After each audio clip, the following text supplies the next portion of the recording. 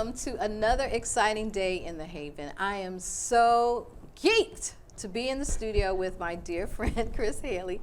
Chris is a well-respected speaker and advocate of African American history, self-empowerment, and genealogy.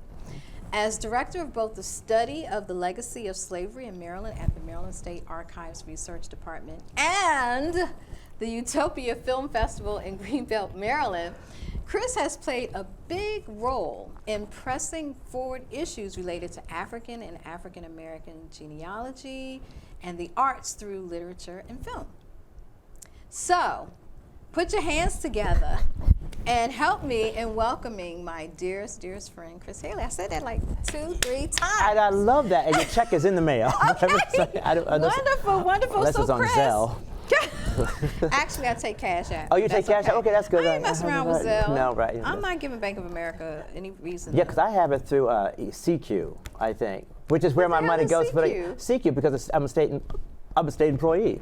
Oh! Of the state of Maryland, Is it okay to broadcast that? I think so. I think it's okay. Because now we've said it. Because I work at the Maryland State Archives. We can't unsay it now. Right, we can't. We can't unring the bell. Right. So, anyway, Chris Haley. Thank Anita you for, Ward, ring my bell. Was it Anita Ward? It was somebody named Ward. It wasn't Burt Ward, because he was in Batman. Oh. I only know that because of old TV shows. Okay, so you guys have an idea of how this interview, right off the top, how this interview, but it's okay because he is my buddy. Right, and I write. And he writes. And so, you know, I mean, that whole thing about authors being a little verbose. Right. But today, we're talking about his book, Fists and Rainbows, which is a collection of poetry, very, very good poetry, I might add, very stimulating in many, many ways, and it just kind of captures a whole plethora of human emotion and action. You said stimulating on TV. I'm like, girl. Listen, you'll get it when you get it, right? Right. But so talk to me about this book and what was the impetus for it? You know, it's when you write, as you know, there's things that come up to you like all of a sudden by momentary, like you pass somebody in the street and you think, oh my gosh, that person reminds me of somebody, and you jot it down in your iPhone or your Android or on a napkin or whatever. Then some things they take a longer time because there's things that you see in the news. So this book is, I would say, a combination of all that. And all that. All that. Because even when the reality of it has 2 sections with one fist in the air and also holla, because those were 2 separate books that I was writing through many, many years. So sometimes it's because I saw something in the news that really, really bothered me about African American issues or the injustice that's going on or the perceived preference that people of color are receiving, which would really bother me. So I'd write something about it that sort of talked about the hypocrisy of that. And then from the LGBTQ issues, it's more like, well, you just see somebody and you wonder what if, or what did, or what didn't, and then that becomes another poem, which is almost like a story in and of itself. And again, some of these things, they may be, I'd say, years ago that I just found them again and decided, well, let me see what kind of collection can I put these in where one could at least sort of kind of think that there's a theme to it. And that's kind of where this went. And once you get all these poems together, or as some people call them, poemoirs, because it's like they're giving sort of a reenactment of my life in sometimes lyrical words, you then have to come up with the title. So it's almost, first it comes to all the different poems that you've written, and then you think, okay, I think these things I want to put in a book. Now what am I going to call this book? And so Rainbows, that's supposed to cover all the ones that have to do with LGBTQ issues, and Fists is really covering the fact that it's like black pride and black empowerment, things of that sort, and put them together because both of those stories are put together in this one book, Fists and Rainbows. Wow. Hello. Yes, honey, you did that. Thank you. So, and you answered a lot of the other questions that I was going to ask you. Well, it was a great interview. Thanks for having me on. So, okay. So this collection of poetry, it sounds like it came to you over a number of years of experiences. So what made you decide, okay, now is the time for me to pull all of those experiences together into a collection of poetry and put it out to the world? Wow, that's a great question. I think I try. I really do. It's like you had your own TV show. I don't know. Just a thought. I think part of it is that depending on what the external forces are that I am privy to, which is to say I'm a media person, which is I started off as an actor and writer. Those are the two things I always wanted to do, and then subsequently I became someone who's really big into history. And so with so much stuff going on now, pre-COVID, and especially during COVID, I felt like there's a lot of assumptions and presumptions and points of view, which I think are so one-sided and are so negative, not based on fact, about people's rights, quite frankly, that I thought I wish there was something that I could do in some small way to get the message out there that not everybody agrees with this, or to be upset because someone didn't say something or should say something. And so I think it really was within the last 4 years that I thought I've got to put something out there, because there's too much being pushed, especially in the years of, let's say, number 45, where I thought there's a lot of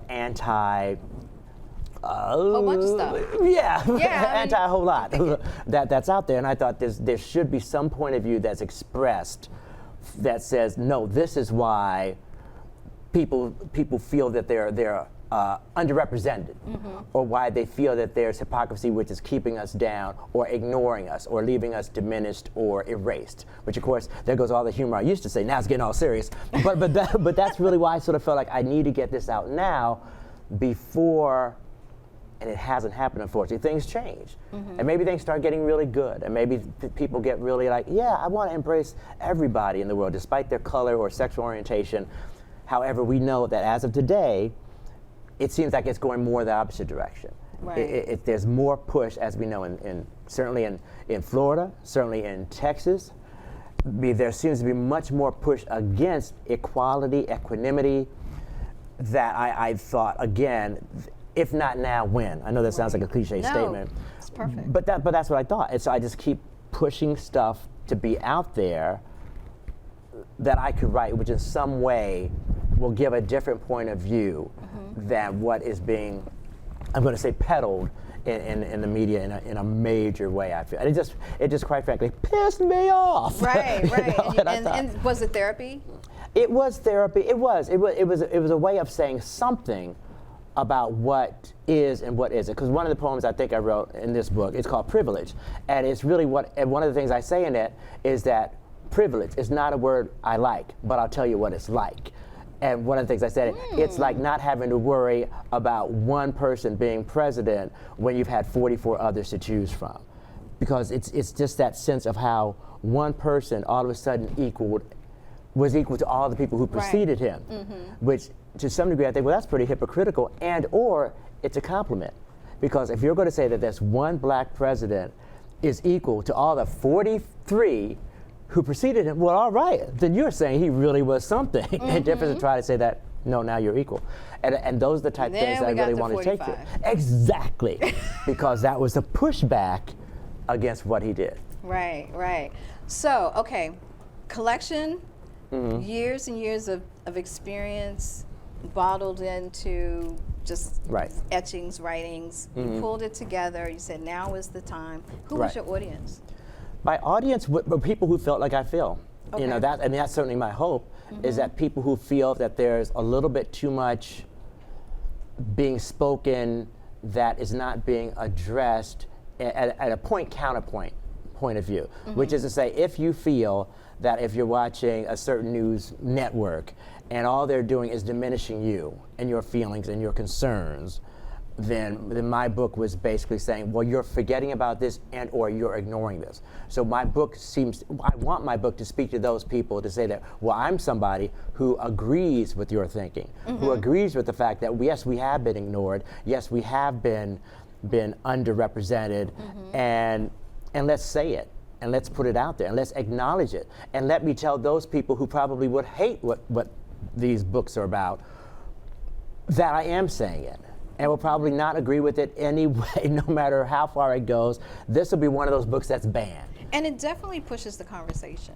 Yes. And I think that was, I'm assuming that was also part of, Yes. I don't know if you intentionally did it. Like, how could anybody read these and not voice Right. some kind of opinion about the subject or the theme? Right. But I don't know if that was your intention, or did you just write because you were feeling it? Right. Well, I think part of what one has to accept as a writer, or I say has to, you don't have to do anything, but one can accept or could accept depending on what type of writing you're going to do. I've always wanted to be a creative writer. However, writing a book or a novel or a play or a screenplay is very hard, very challenging, and takes a lot of time. The feelings that I've had are like, sort of like, boom, I really feel terrible about this. I want to write about it. Do I want to write a whole book? Well, yeah, I want to write a whole book, but that's going to take months and months and months and revisions. Sometimes years. Sometimes years. So what can I do now? I can write a poem. I can write something that gets that motion out right now. It's that quick fix. It's the quick fix. It's Yeah. the quick hit, addressing something in an issue. It's almost like when you're in a conversation with somebody and the conversation's over and you think, I wish I had said this. Yes. And so this is my response to that. And the other thing is what takes it a while to be, I guess, put forth is that you have to be brave, courageous, and open enough to say, what am I writing? Do I want this to come out there? And for the longest time, I literally thought, I will only put this out if somebody else publishes it. For two reasons. One was that, would be like, it's too vain if I do it myself. It's just like, no, I have to wait till somebody publishes it. The other thing was, and this is absolute truth. Okay, I just got it. The vain thing. Okay, go ahead. Right. Because if I have to do it myself. No, yeah. Speaking of Madonna, hung up. No, that's something. Was that if you're going, my poems are very biographical, or at least pseudo-biographical. If I'm going to write this, then I'm basically telling my story without having to tell my story. So I don't have to talk to somebody and say I'm this, that, and the other. It's, oh, well, I wrote this book, and then they can look at the book. And then to some degree, well, we never have to have that conversation in public. We can just have a drink and eat something because now you know what I think about this. Or now you know what I think about that because you've read Unless this book. they have follow-up questions. If they have follow-up questions, which is great and wonderful. But I tell you, most of the people that I've read, even close friends who probably do not know me as a writer, they only know me as an actor and or this history guy, most of them have they've been very, I'd say very complimentary and very supportive, and they hardly ever will bring up that, I didn't know that. I didn't know this. Mostly it's all about, I didn't know you felt that strongly about this, that, and the other. Because, something else that you were, I think, right on the edge of saying about being a writer is the responsibility that comes with it. Yeah. And someone with your background, someone with your gravitas, people look at you a certain way. And before they even talk to you, I mean, they look at your credentials and they're like, wow, he's got it going on, especially when it comes to African and African American culture and just all that you've brought to the forefront in that spectrum. And then you write this book, and then there is a voice that may be different from how they envisioned you before they talked to you. But then there's a level of responsibility that comes to that, because now it starts the conversation. And these are conversations that need to be had. It's very, what you've written here is very powerful on so many spectrums. And to talk to an intellectual like you about these things can be extremely stimulating. There's that word again. Hello. Is this a late night show? I mean, very, very stimulating. And, I would just want to sit down with my rosé and just, and, sit at a bar and talk to you for hours, which I think we did do that once. But I think we did, at the Annapolis Film Festival. Yeah, we definitely did. Thank you, Lee. Right. And Patty. Lee and Patty. Right. No, but we knew each other before that. Yes, we did. Right. But yeah, that's what I mean. So do you, along those lines, when you distributed this book and people that you knew read it, did you find those conversations coming, and were they easy? Were you tentative about them? I would say that part of the reason why I wrote this was also because there were conversations I was having that I didn't like having to have over and over and over again, which were some of them, and I don't know how exactly I addressed it, but I think I addressed it tangentially. It's like slavery wasn't really such a bad thing. But that's something outside of what's been said now about the whole thing about how, well, slavery taught enslaved skills, taught skills that people in slavery benefited from. I just recently heard that in the news. I think it was only within the last few days. Yeah, just the last and I thought, few days. wow, how can you think that? But some people do think that. Yes. And they think it because they want to compare it to some other situation of black people who may be in Africa in a very impoverished and in a country that's run by a dictator. It's like whenever is a dictator-run country in a good way. Right. And then, so those are the type of things I address. And also what I've heard so many times is that black people enslaved other black people. And I'm thinking, well, think about what you're saying. Black people in Africa were parts of different tribes, or parts of different countries who were at war with each other. So they weren't looking at this other person saying, oh, that's another black person, I can't enslave them. They were saying, this is my enemy. And so I do what I can to defeat my enemy for my people, for my community, for my tribe, so to speak. Just like in Europe, we hear all about Queen Elizabeth I had her cousin, or at least her people had her cousin, Mary Queen of Scots, executed.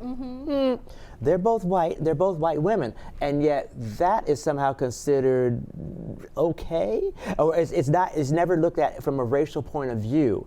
All the interfighting between Europe and that's true. That's a good point. And even when Queen Cleopatra and Mark Antony and Julius Caesar and Octavian, all this fighting, Wasn't that a they're all delicious white. little triangle? Exactly. But nobody talks about, oh, they were the same race. But when it's about black people, it's like, well, black people are enslaving black people, so theoretically that makes it okay. And so that's some of the things I address in there, is like the hypocrisy of how we are viewed differently in the situations we go through than how others are viewed. Absolutely, and well said. So let me, because the good times are just a-rolling, I'm looking at the time. Right. So let's talk about your process for writing. And I'm assuming from either something I read or something that you said in a different forum, and I think you said it also here tonight, you talked about something popping in your head, and you just have to. Does it come that easily for you, the poetry? I would say it comes, now good poetry doesn't come easily, no. But Slaving over the good poetry. It's like, what is good, what is bad? And I would say, and I feel like this is, at least certainly for me, and also as far as those people who are writers or speakers, and I was thinking this morning when I was listening to something on the radio, I think it was Ryan Zimmerman, who's a big player, really well-known player for the Washington Nationals, and he was giving his opinion on how he liked the new rules in baseball, how it's quicker, like you have to throw the ball every 20 seconds. And he was saying, I really like it. I think it's better. He said, in difference to 4.5 hours, it's only 2.5 hours. I like it, in my opinion. And I thought, realistically, how many times do we really, really, really need to say, in my opinion? I mean, who else is Who else is speaking right now? I'm saying it. Unless it's somebody else. Yeah, and then you should say, blah, blah, blah, blah, says this. But otherwise, if you're saying it, we know it's your opinion. So I just think about that sometimes.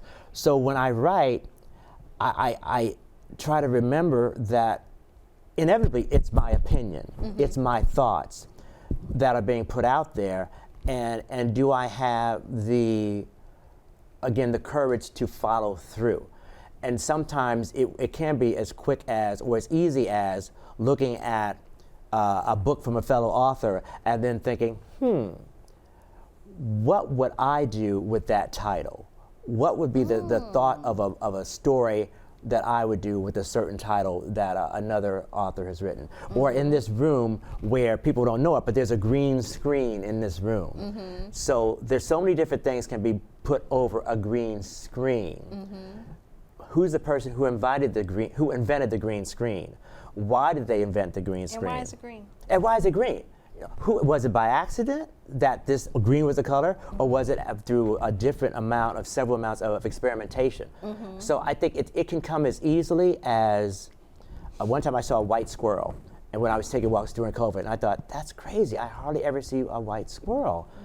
so I'm going to write about this. Yeah. At first, it's the subject, and then you decide to make something up about it. You sort of make a story which may or may not have anything to do with the reality of why a squirrel is white, and difference to being brown, and difference to being black. Yeah. But in your mind, it's whatever it inspires. And I think for me as a writer, certainly there's different points of view that I want to get out there, for sure, especially since so much of this is politically based, or at least, I mean, it's not politically based, but it's certainly socially justice, whatever. Yeah, It's emotional feelings based on consideration of how we're treated as a people, Right. let's say. Yeah. There's other ones when it's just a fun feeling, like just writing something because it's a sunny day. What does that mean to me? What can it mean to you? Because sometimes a sunny day can be the absolute opposite if someone was feeling awful.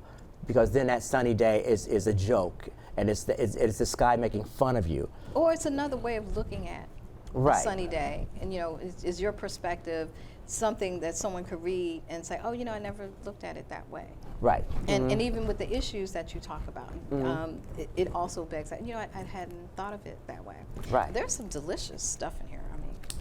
I mean, but there is, because, and I'm saying that, you know, looking at it Right. in that way, because as I was reading some of these, I was like, wow. I mean, your word usage, I mean, definitely, because I so see you as an intellectual, I do. And you're funny on top of that. I love all that is Mr. Chris Haley. And so in reading that, and reading some of your work here, and knowing you as I do, and I just thought, wow, this is just so incredibly amazing. Just Thank you. what Thank you've you. written. I had to have you on the show. Thank you. So along the lines of poetry and the formal writing of poetry, most of, if not all, of your poems are freestyle. You would say, okay. Did you consider any of like a haiku or a limerick or just any of the other forms of poetry, but this is what hit you? Right. Like, how did that work? I think one of them probably is haiku, but I don't remember which one it is because I knew that was a form. And sometimes you just want to test yourself. And because realistically, yes, I want people to buy my book. Where's my camera? Buy my book. but I would say, and I think this is the truth of most people who are artists, or let's say the people who are really, really, this sounds vain, really, really good.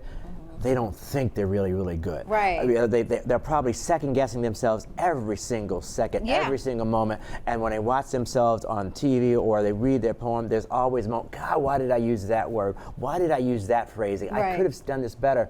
And at some point, you just need to put the baby down. Yeah. You just have to let it go and just think, this is how I felt about it at that time. Yeah. This was as good as I could be at that time, and let it go. Because otherwise, you won't publish anything. No, you won't write it. You won't, God knows, you won't dare to give it to somebody else to look at. Because like just today, I was telling you before we were on the air, that I had a friend look at these poems for a new book that I'm going to put out called Your Buddy, coming to Amazon near you. And he said something about, well, can I share with you some feedback? I just wanted him to write a blurb for it. And I was like, oh, feedback. Because in my mind, you almost, truth be told, you almost never feel it's good enough. Right. You feel like it's okay, it's all right, but is it really good? Because I feel like I'm a better that's an writer artist of struggle plays. just in general. Yeah, and as an actor, I was always like, but was that really a good reading? Was I really true? And so for these writings, I'm like, was that really good? Was that the best it could be? Is it something that other people would appreciate if it got out further than the Bowie area, the Maryland area, or what have you? And he had mentioned how what I'd written, which is pretty much a story, struck him a way that he wondered if it's what I meant. And I said, as a matter of fact, it really is exactly what I meant, because there was something about when I was a kid, I sang at a talent show when I was about 9 years old, and I sang to complete, and I just left the next line is just blank, because that's what it was. Nobody applauded, nobody booed, it was just blank. He said, I wondered, it seemed really funky to me because I didn't know if there was supposed to be a word there. And I said, actually that's exactly what I meant it to be, because people didn't respond. And I wanted the reader to think that there's nothing there, because there was nothing there. Right. But that's a risk. Because somebody may think, oh, well, there was a typographical error. There's probably a word in line here, and they forgot to put it in there. It went against the norm of what they're used to exactly. seeing. And I think that is a good way of describing your book.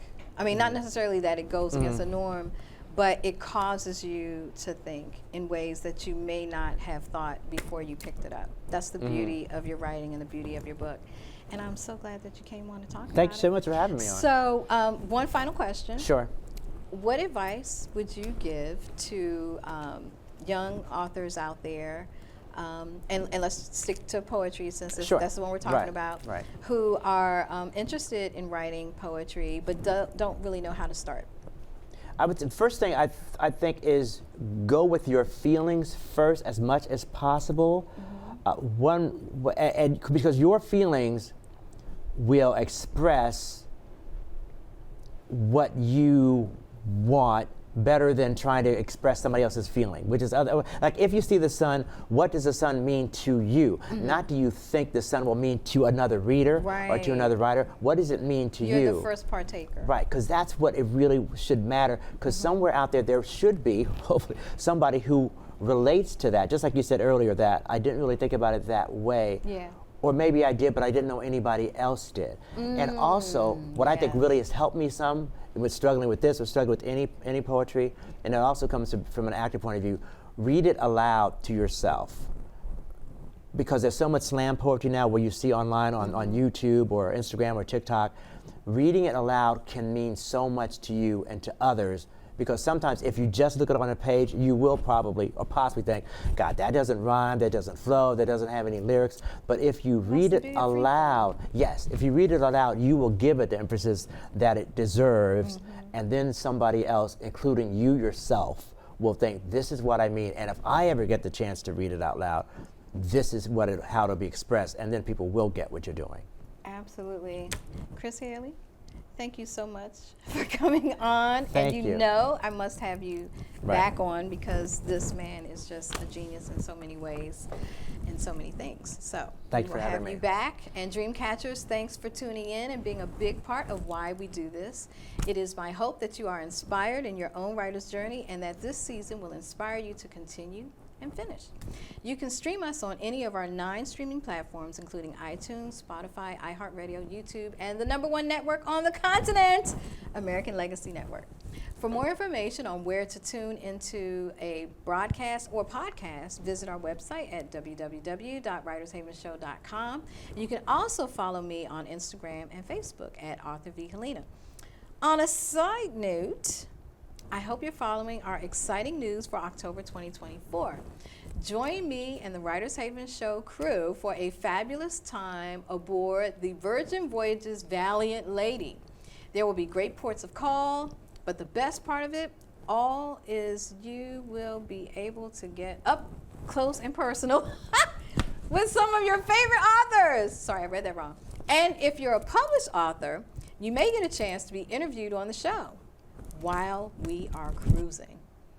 That is exciting. Isn't that exciting, Chris? There will be master classes, literary cafes, panel discussions, and fun. There will be limited slots, so hit us up at www.writershavenshow.com for the deets, okay? Don't wait. Celebrate. That's all for now, and until next time, catch fire on purpose.